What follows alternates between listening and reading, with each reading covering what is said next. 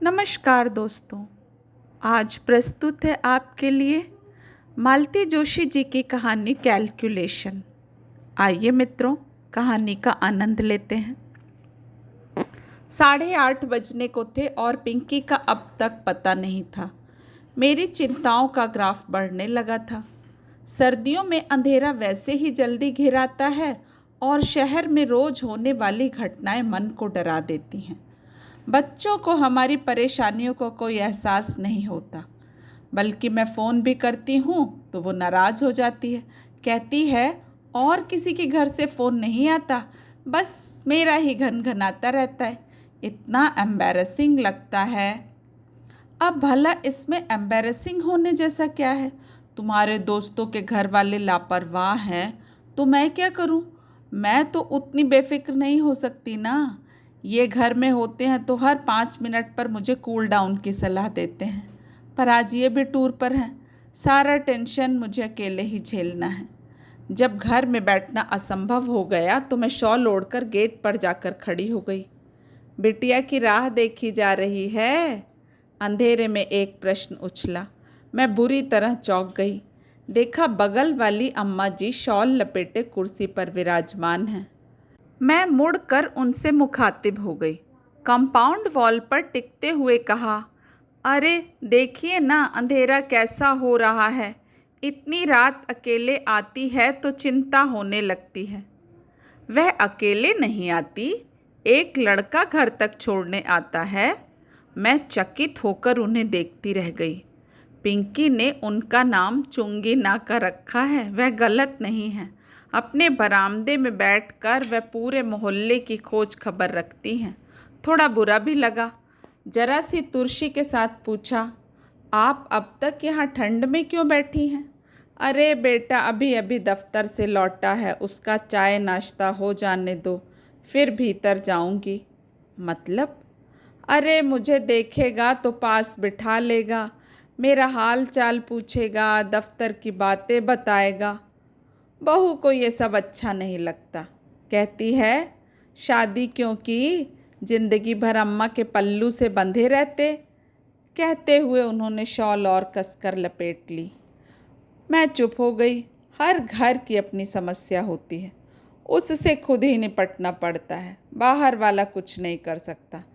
इस समय तो मैं अपनी ही चिंता से ग्रस्त थी, दूसरों की मदद क्या करती। मुझे ज़्यादा प्रतीक्षा नहीं करनी पड़ी।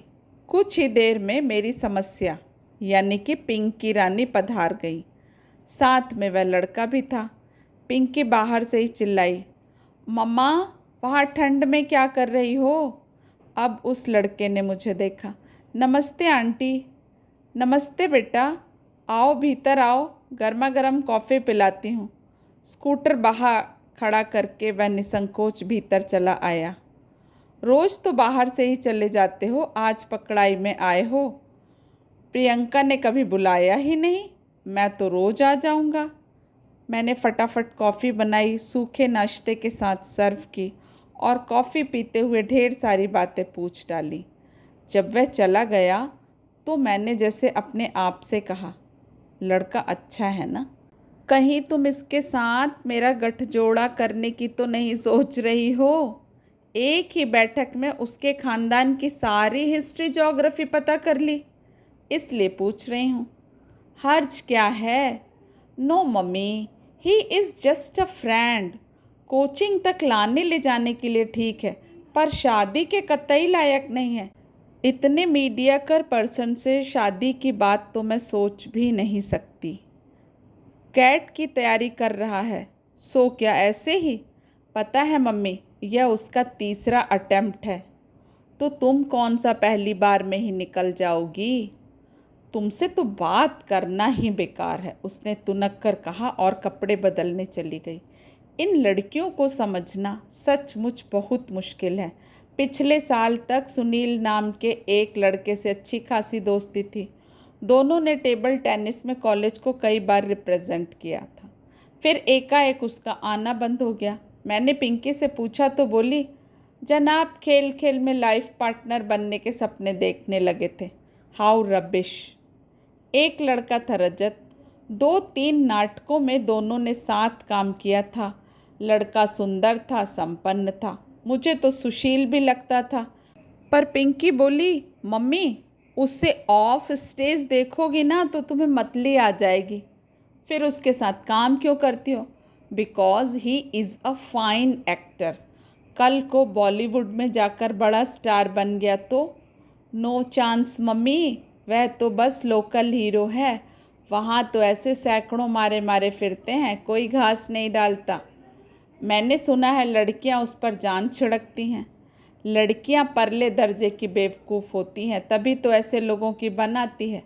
कई बार मेरा पूछने का मन होता है कि लाडो, तेरी नज़र में कोई मिस्टर परफेक्ट है भी? उस दिन कॉलेज से लौटते ही बोली, मम्मी थोड़ा विटामिन एम स्पेयर करो, पार्लर जाना है। क्यों? कॉलेज में फंक्शन है कोई। फंक्शन तो है पर कॉलेज में नहीं, बर्थडे पार्टी में जाना है। Kartik is throwing a party. Kartik इतने दिनों कहाँ था? यहीं था, पढ़ाई में बिजी था, पीजी कर रहा था ना। एकाएक तुम्हें कैसे याद कर लिया? याद क्यों नहीं करेगा, मैंने उसे भूलने ही कब दिया है। हर साल बर्थडे पर विश करती हूँ, न्यू ईयर पर कार्ड भेजती हूँ। हाँ, पार्टी आज पहली बार दे रहा है। कार्तिक की पार्टी में खूब बन संवर कर गई थी। बार बार पूछ रही थी, मम्मी मैं ठीक लग रही हूँ ना? मेकअप बहुत गाढ़ा तो नहीं है, साड़ी बहुत जार्जी तो नहीं है? वह सचमुच बहुत प्यारी लग रही थी। बाल भी ढंग से संवारे थे, कपड़े भी ढंग से पहने थे। ऐसा नहीं कि हमेशा की तरह कुछ भी उटपटांग पहन लिए और चल दिए। उसकी सज्जा से ही पता लग रहा था कि वह किसी को इम्प्रेस करने के लिए बेताब है। यह जानकर अच्छा भी लग रहा था। कार्तिक सचमुच अच्छा लड़का था। बहुत अरसे पहले वे लोग हमारे पड़ोसी थे। उसकी बहन कीर्ति पिंकी की क्लास में थी। माता पिता दोनों डॉक्टर थे, अक्सर बिजी रहते थे। कीर्ति का अधिकांश समय हमारे यहाँ ही गुजरता था। फिर मोहल्ले बदल गए, पर एक ही क्लास में होने के कारण कीर्ति और पिंकी की दोस्ती बनी रही। हायर सेकेंडरी के बाद भी भाई की तरह मेडिकल में चली गई। आना जाना कम क्या, एक तरह से बंद ही हो गया। यह तो आज पता चला कि पिंकी उन लोगों के, खासकर कार्तिक के बराबर संपर्क में है। अच्छा लगा। जाते समय मैंने उसे ढेर सारी हिदायतें दी।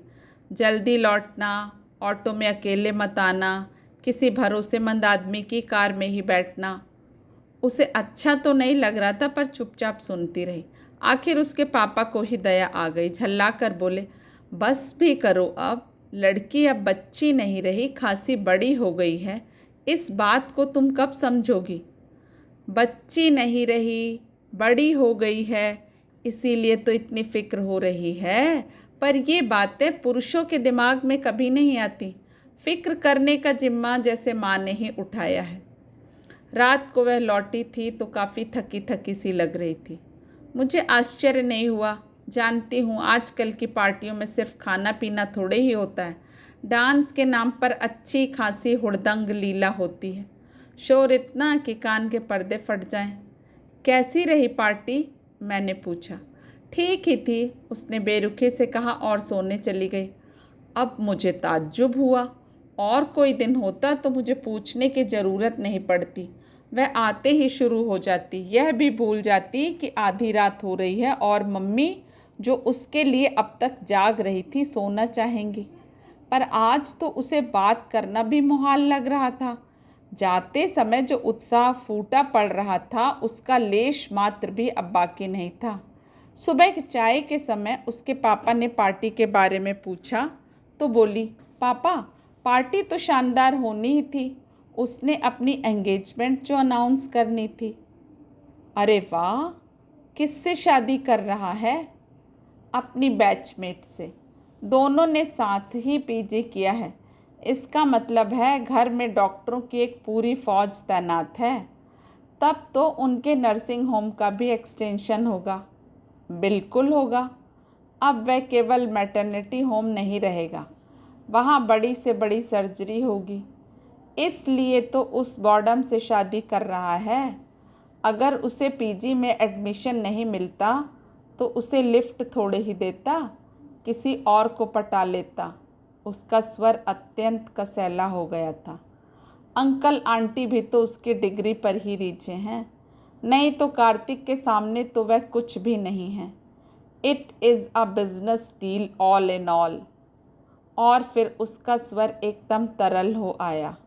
पापा, आजकल लोग नाप तोल कर ही प्यार करने लगे हैं ना। उसके स्वर का गीलापन मुझे अंदर तक भिगो गया। मन हुआ उसे गले से लगाकर सांत्वना दूं, कहूं कि लाडो, इसमें कार्तिक का क्या दोष है। अपना नफ़ा नुकसान देखना तो जमाने का चलन है। तुम भी तो इस इल्ज़ाम से बरी नहीं हो।